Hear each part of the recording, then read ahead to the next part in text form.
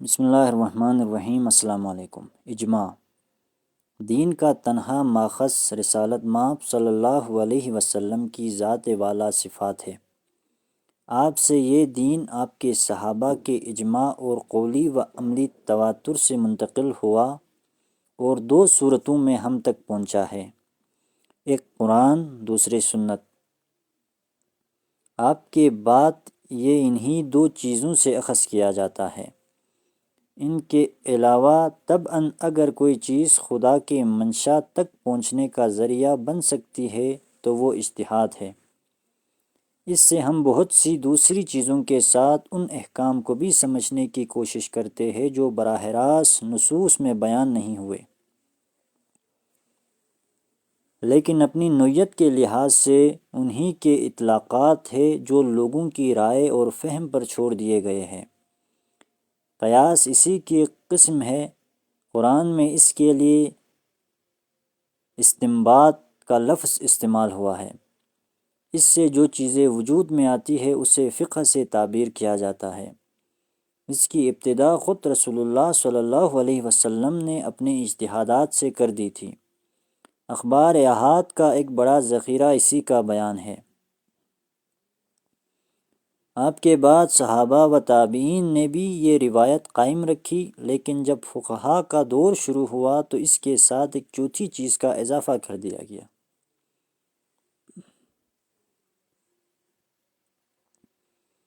یہ مسلمانوں کا اجماع ہے۔ اس کے بعد سے اب تک بالعموم مانا جاتا ہے کہ اسلامی شریعت کا ایک مصدر یہ اجماع بھی ہے۔ دین کے ماخذ میں یہ اضافہ یقیناً ایک بدعت ہے۔ قرآن و سنت کے نصوص میں اس کے لیے کوئی بنیاد تلاش نہیں کی جا سکتی۔ اس کے اثرات کا جائزہ لیجئے تو یہ حقیقت واضح ہو جاتی ہے کہ اس سے اسلامی معاشرے کی ابدیت مجروح ہوئی اور دور جدید کی نسبت سے اس کا تعلق ریلیونس ثابت کرنا مشکل ہو گیا۔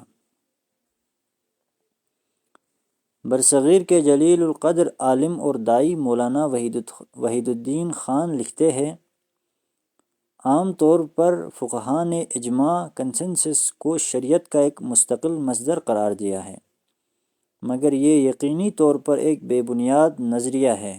شریعت کا مستقل مصدر صرف کوئی نص قطعی ہو سکتا ہے۔ نص قطعی کی غیر موجودگی میں کسی چیز کو شریعت کا مستقل مصدر قرار دینا یقینی طور پر ایک بے بنیاد بات ہے۔ اجماع کی بلا شبہ ایک اہمیت ہے، لیکن وہ اہمیت صرف یہ ہے کہ کسی خاص موقع پر اجماع کسی پیش آمدہ مسئلے کا ایک عملی حل ہوتا ہے۔ یہ حل یقینی طور پر ایک وقتی حل ہوتا ہے، نہ کہ شریعت کا ابدی مصدر۔ فقہا جن دلائل سے اجماع کی حجیت ثابت کرتے ہیں ان کی حقیقت اگر کوئی شخص سمجھنا چاہے تو اسے امام شوکانی کی ارشاد الفحول دیکھنی چاہیے۔ اس پر واضح ہو جائے گا کہ یہ کس قدر بے معنی اور غیر متعلق ہے۔ قرآن مجید کی ایک آیت اور ایک حدیث البتہ ایسی ہے جس سے استدلال بعض لوگوں کے لیے باعث تردد ہو سکتا ہے، اس کی حقیقت ہم یہاں واضح کیے دیتے ہیں۔ اللہ تعالیٰ نے فرمایا ہے، اور جو راہ ہدایت کے پوری طرح اپنے اوپر واضح ہو جانے کے بعد رسول کی مخالفت کریں گے اور ان لوگوں کے راستے کو چھوڑ کر کوئی اور راستہ اختیار کریں گے جو تم پر سچے دل سے ایمان لائے ہیں، انہیں ہم اسی راستے پر ڈال دیں گے جس پر وہ خود گئے ہیں، اور دوزخ میں جھونکیں گے، وہ نہایت برا ٹھکانہ ہے۔ فقہا کے استدلال کی تقریر یہ ہے کہ ایمان والوں کا راستہ چھوڑ کر کوئی دوسرا راستہ اختیار کیا جائے تو آیت میں اس پر جہنم کی وعید ہے۔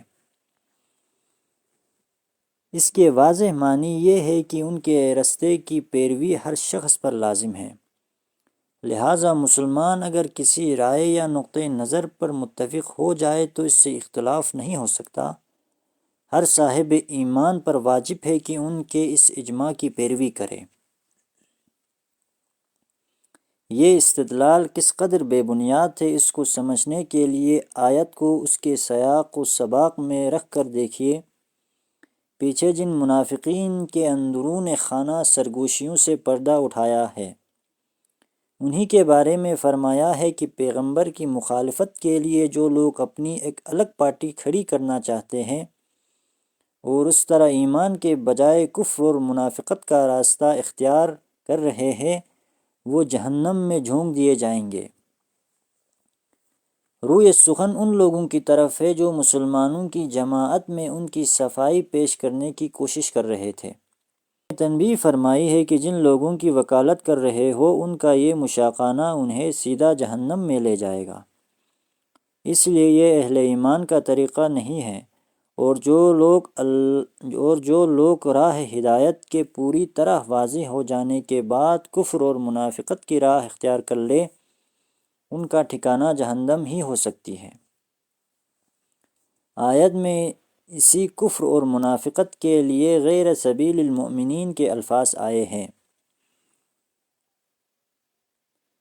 ان میں مومنین سے مراد صحابہ کرام ہے جنہوں نے حق کو پا لیا تو اس کے بعد پھر کبھی خدا کے پیغمبر سے بدعہدی، بے وفائی، مخالفت اور گریز و فرار کا رویہ اختیار نہیں کیا، بلکہ پورے اخلاص کے ساتھ آپ کی اتباع کی اور جو حکم دیا گیا اس کے سامنے سر تسلیم خم کرتے رہے۔ ایمان و اخلاص، اتباع و اطاعت و تسلیم و انقیاد کا یہی رویہ ہے جسے آیت میں سبیل المؤمنین سے تعبیر کیا گیا ہے۔ اسے چھوڑ کر جو طریقہ بھی اختیار کیا جائے وہ غیر سبیل المؤمنین ہے اور اسی کے اختیار کرنے والے جنہیں جہنم کی وعید سنائی گئی ہے۔ اس کے ہرگز یہ معنی نہیں ہے کہ اہل ایمان کی تعبیرات، آراء اور اجتہادات سے اختلاف نہیں ہو سکتا، یا وہ بالاجماع کوئی نقطہ نظر اختیار کر لے اور قرآن و سنت کی روشنی میں اس پر تنقید کی جائے تو آدمی جہنم کا مستحق ہو جاتا ہے۔ حقیقت یہ ہے کہ آیت میں یہ مسئلہ سرے سے زیر بحث ہی نہیں۔ اس میں جو بات کہی گئی ہے وہ صرف یہ ہے کہ ہدایت کا راستہ پوری طرح واضح ہو جانے کے بعد اگر کوئی شخص خدا کے بھیجے ہوئے ہادی کی مخالفت اور اس کے مقابلے میں اپنی ایک الگ پارٹی کھڑی کرنے کی جسارت کرتا ہے تو یہ سراسر کفر ہے، اس کے ساتھ ایمان کے کوئی معنی نہیں ہے۔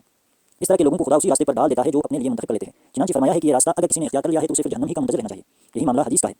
نبی صلی اللہ علیہ وسلم کہ آپ نے فرمایا ان اللہ لا یجمع امتی علی ضلالہ، اللہ میری امت کو کسی گمراہی پر جمع نہ کرے گا۔ یہ اگرچہ ایک کمزور روایت ہے اور اسی بنا پر حدیث کی امہات کتب یعنی بخاری، مسلم اور موطا میں سے کسی میں بھی جگہ نہیں پا سکی۔ تاہم مان لیجئے کہ رسول اللہ صلی اللہ علیہ وسلم نے فی الواقع اپنی امت کو یہ بشارت دی ہے، لیکن اس کے معنی کیا یہ ہے کہ ان سے کوئی خطا بھی نہیں ہو سکتی؟ حقیقت یہ ہے کہ خطا اور ضلالت میں زمین و آسمان کا فرق ہے، اور حدیث میں جو فرمایا گیا ہے اس کا تعلق ضلالت سے ہے، خطا سے نہیں ہے۔ پوری امت کسی ضلالت پر جمع ہو جائے یہ ناممکن ہے۔ اس کی وجہ یہ ہے کہ دین کے معاملے میں ہدایت و ضلالت کا فرق اتمام حجت کے درجے میں واضح کر دیا گیا ہے، لہٰذا عقلاً محال ہے کہ امت کے تمام علماء، مجتہدین اور ارباب حل و عقد کسی شرک کو شرک سمجھتے ہوئے اس پر جمع ہو جائے، یا رسول اللہ صلی اللہ علیہ وسلم کی حیثیت سے رسالت کا انکار کر دے، یا آخرت میں جواب دہی کے منکر ہو جائے، یا نماز، روزہ، حج، زکوٰۃ اور قربانی جیسے احکام سے انحراف اختیار کر لے۔ اس طرح کی چیزیں اب امت کے لیے من جملہ بدیہات ہے، ان سے انحراف پر اجماع نہیں ہو سکتا۔ اس کے برخلاف جو چیزیں محل تدبر یا محل اجتہاد ہے ان کے سمجھنے میں غلطی ہو سکتی ہے اور امت کے سب لوگ اس غلطی پر جمع بھی ہو سکتے ہیں۔ عقل و نقل میں کوئی چیز ایسی نہیں ہے جس کی بنا پر اسے ممتنع قرار دیا جا سکے۔ چنانچہ حدیث کی نسبت اگر رسول اللہ صلی اللہ علیہ وسلم سے صحیح بھی ہے تو اس کے الفاظ سے واضح ہے کہ آپ کی یہ بشارت ضلالت اور اجماع سے متعلق ہے، اور ضلالت کے بارے میں یہ بات یقیناً کہی جا سکتی ہے کہ مسلمان اس پر کبھی جمع نہیں ہوں گے۔ فکر و اجتہاد اور فہم و تدبر کی کسی غلطی پر اجماع سے اس کا کوئی تعلق نہیں ہے۔